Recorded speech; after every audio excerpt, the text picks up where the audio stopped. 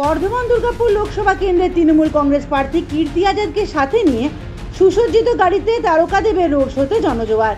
শুক্রবার দুপুরে তৃণমূল প্রার্থীর সমর্থনে দুর্গাপুরের বিজন নিউটন রোড থেকে রোড শো করেন বাংলা চলচ্চিত্র জগতের অভিনেতা তথা ঘাটাল লোকসভা কেন্দ্রের সাংসদ দেব ওরফে দীপক অধিকারী। স্টিল টাউনশিপে বিভিন্ন রাস্তা পরিক্রমার পর তার র্যালি থামে দুর্গাপুরের রঘুনাথপুর ফুটবল ময়দানে।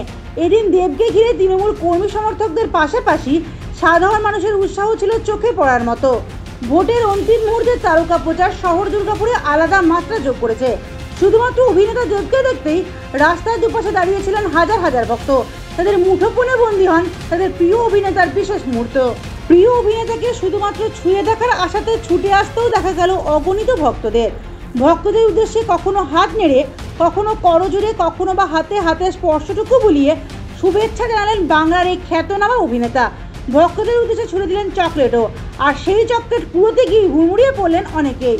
এদিনের এই রোড শো থেকে বর্ধমান দুর্গাপুর লোকসভা কেন্দ্রের বিজেপি প্রার্থী দিলীপ ঘোষের উদ্দেশ্যে দেব বললেন, ভোটের পরে তিনি আবারও মেদিনীপুরেই ফিরে যাচ্ছেন।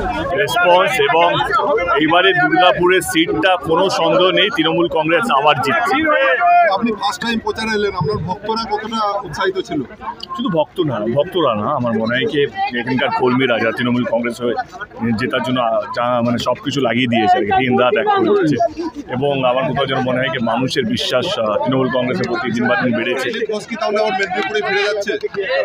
আজকে যা রেসপন্স দেখে মনে হলো, অফকোর্স আমার মনে হয় কি আর কোনো পথ নেই, ফিরে যেতে হবে।